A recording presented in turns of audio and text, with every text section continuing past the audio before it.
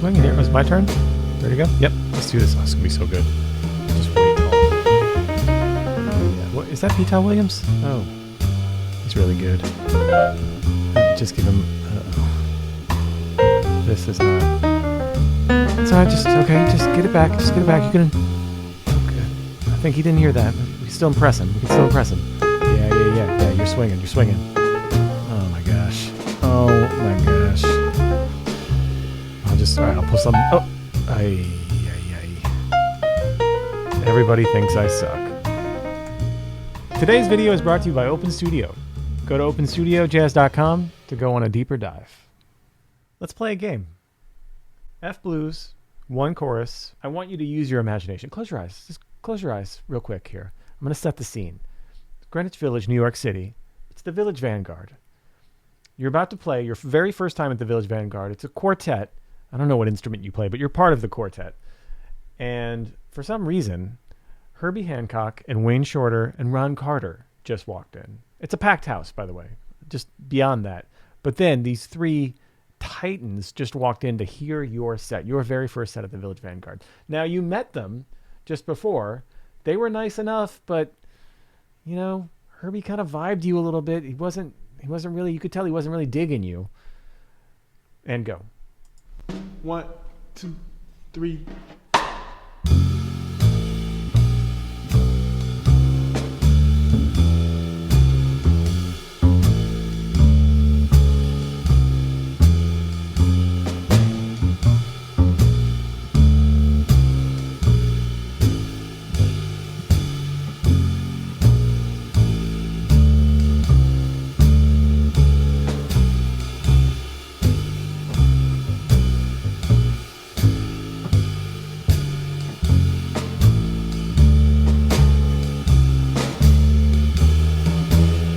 One more game, same scenario, F blues, 12 bars of it, except this time you're in some beautiful loft in whatever downtown in whatever city you're living in. There's exposed brick. There's people that you've known for years and years there that you've played with your whole life are with you. The vino has been flowing already. You've eaten a wonderful meal and you've been laughing for the last 2 hours straight. And now someone gets out a bass, someone sets up some drums, maybe it's time to play a little bit, have a little jam. I want you to play this chorus as if you're telling those people a funny story or a joke. Imagine you're just hanging out, chilling, laughing it up, but with the music. Try that. 1, 2, 3.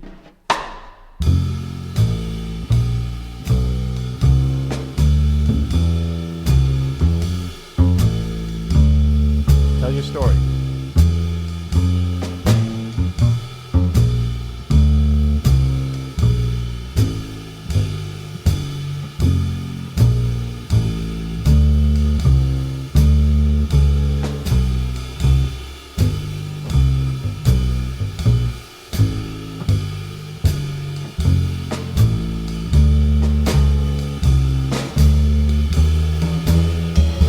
Now, if you're like most people, that scenario in the Village Vanguard with Herbie and Ron and Wayne, most of you either did one of two things. You got kind of nervous and you underplayed, or you went the other direction and overplayed to try to impress.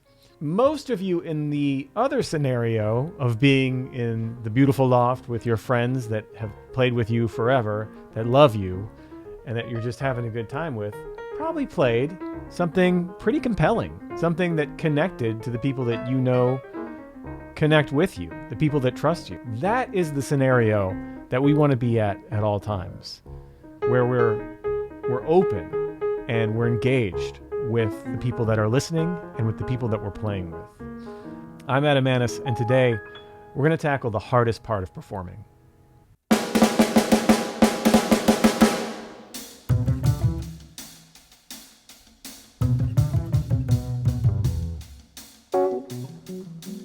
What's the most important resource that you have in your music and in your life? Is it money? Is it people?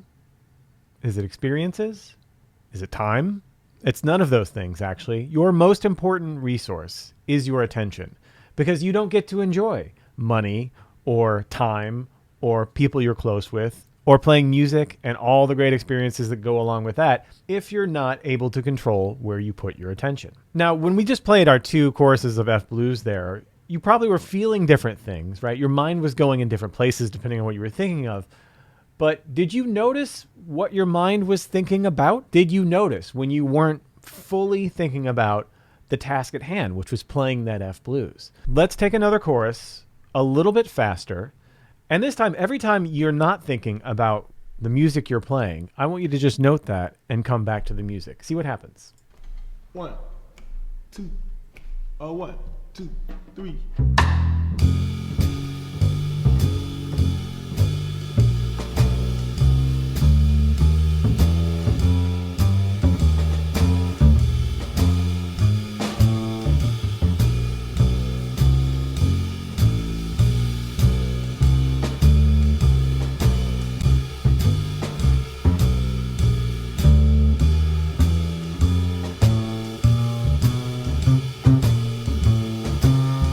All right, did you notice your mind wander to things that had nothing to do with what you were doing? Some of it was probably very ego-driven. How do I sound? Some of it was probably, what the hell is he talking about? That's all natural. That's all fine. We're going to do that. Our mind is going to race. But we need to have strategies to get back to what we're here to do, to be present with the musicians we're playing with, even backing tracks. We can be present with that. The first tool that we can use with this is, of course, to come back to our breath. This is obviously centuries and centuries old, millennia old at this point.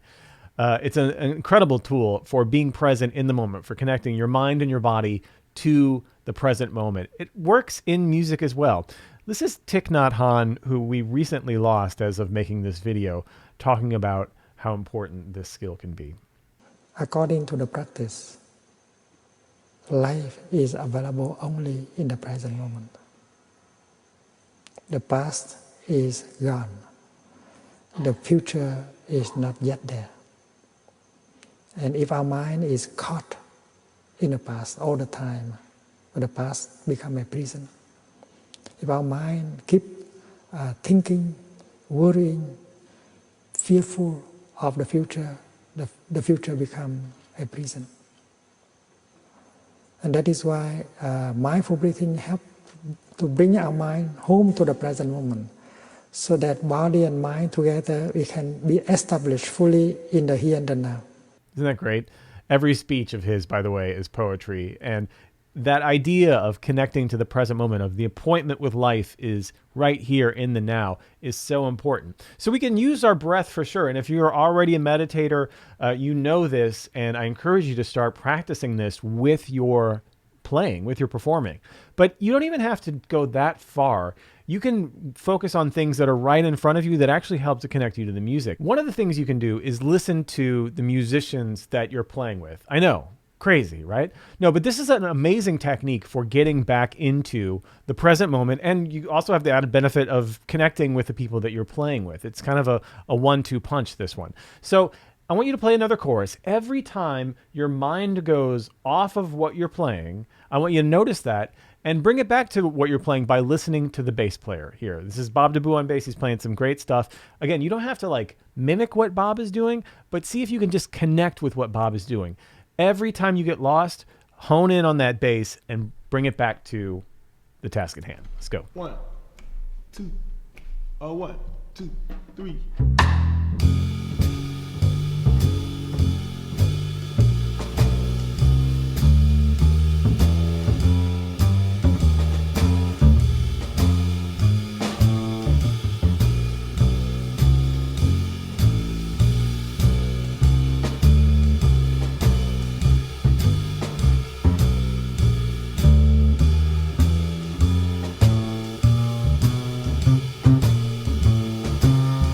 Even just working on this one technique will make you such a more confident and present performer. You're going to notice right away some results with this.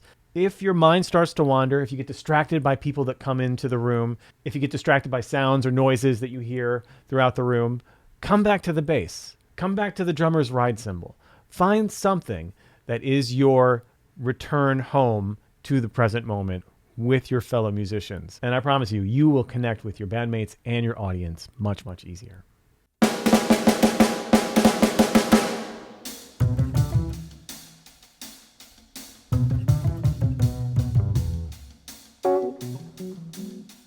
The next psychological hurdle that we have to overcome are mistakes. I want to talk about how to make mistakes. Yeah, that's right. How to make them. Because we all make them. The masters, though, deal with mistakes much differently than players who are just okay. The masters take them in stride and make them part of the experience because they are part of the experience. This is a video from Open Studio that I'm about to play of one of our artists, Christian McBride. This is called Your Sound is Your Signature. Check out what happens towards the end of this video. Need all that movement just right in there.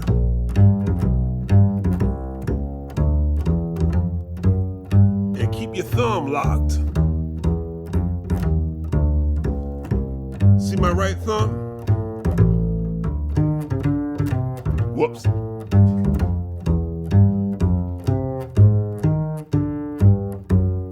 Now, that is one of the greatest musicians alive right now who made a mistake, and what did he do? He goes, whoops, and kept going. You know why? Because Christian McBride knows that there are mistakes that are going to be made, but he knows that, hey, I'm Christian McBride. We're all having a good time. It's going to be okay. I was actually in that room when he was filming that clip, and I remember the lesson that was at the time was so huge for me personally, because I remember when he made that whoops, I thought, oh, he's going to want to do that again. He did not want to do that again. That was all just one take. We turned the cameras on and he just started going.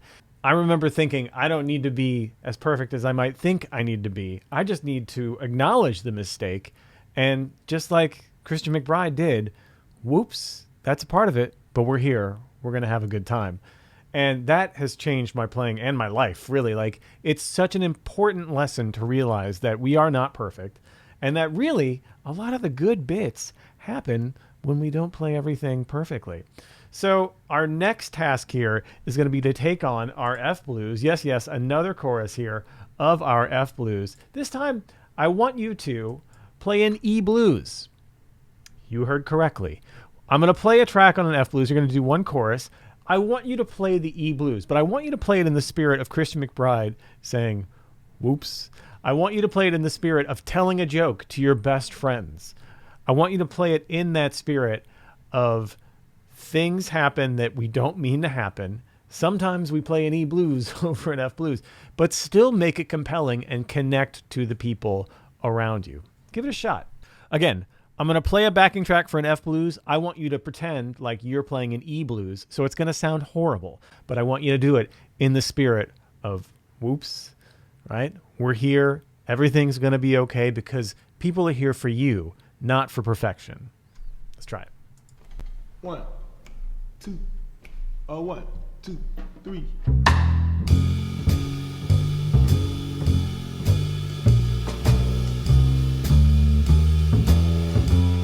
Crunchy.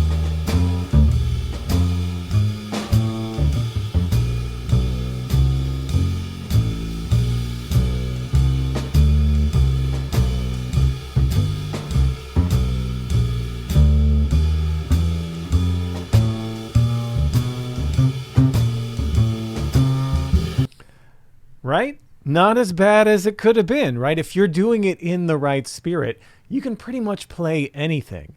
But this is a fun thing to actually practice.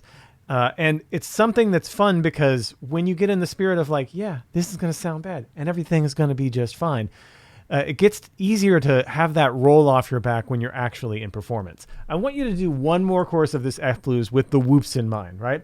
And this time, I want you to just play. And a mistake is going to happen. I almost guarantee it. You're going to play something you don't mean to play. When that happens, I want you to immediately think, whoops. Think of Christian and think of that reaction and what that can do for the situation. You might even then play that mistake twice. That's something that's a very common exercise that jazz musicians are known to do. Give it a shot. 1, 2, 1, 2, 3.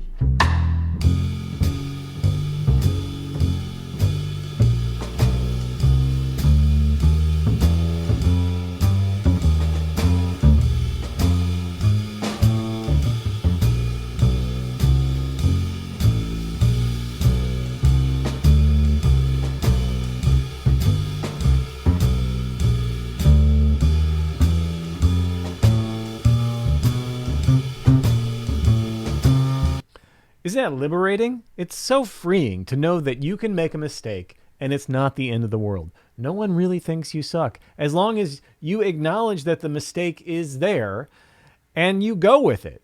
You say, whoops, well, here we are.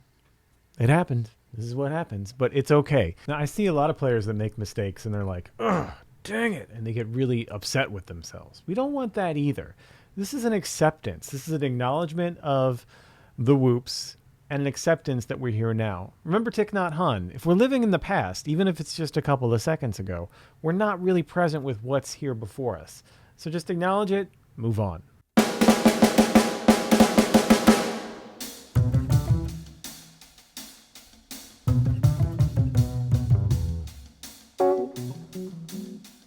The final thing that we need to address is the idea of playing to impress.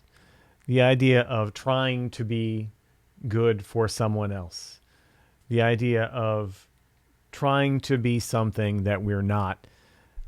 This whole video is a big ask of you right now, but this is crucial to try to get out of your shell and to play what you want to play and not to try to overplay. People try to overplay because they think that it makes them more impressive. What is super impressive is actually holding back a little bit. The idea of being vulnerable, playing things that are actually kind of difficult to pull off, right? It's easy to play a bunch of 16th notes and sound like you're impressive or whatever, but it's boring. No one wants to hear that, really.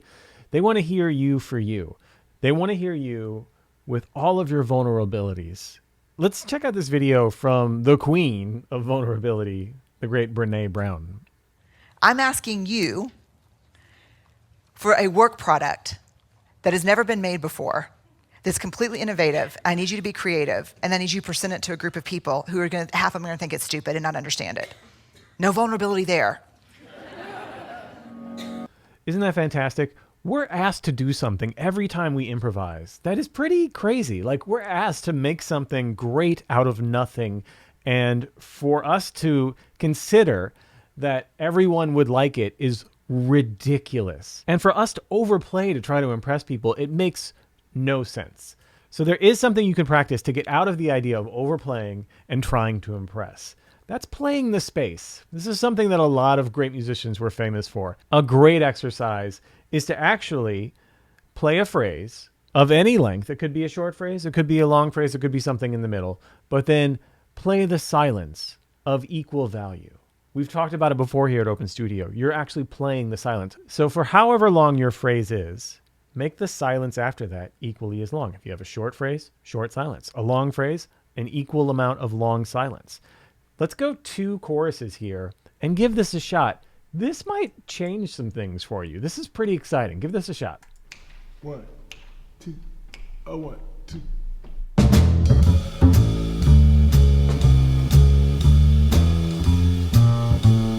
Play the space. It takes courage.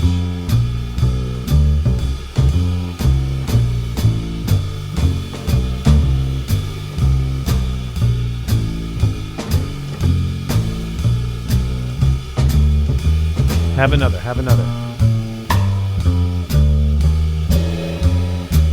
Fizz.